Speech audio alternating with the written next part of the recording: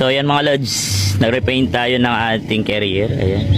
So dahil luma na yung kanyang pintura, ayan, i-repaint natin mga lods. So hindi pa yan tapos, may top coat pa yan.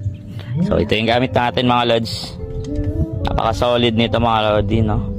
So primer gray at saka yung silver, then top coat. Ayan, goods na yan mamaya at makintab na rin yan. So yun yung smash natin sa dulo. Pinainitan ko muna. Ayan, dahil nag-repaint lang tayo. Ayan, solid mga lodi, no? Nilihan natin yan. Binakbak natin lahat ng pintura dyan.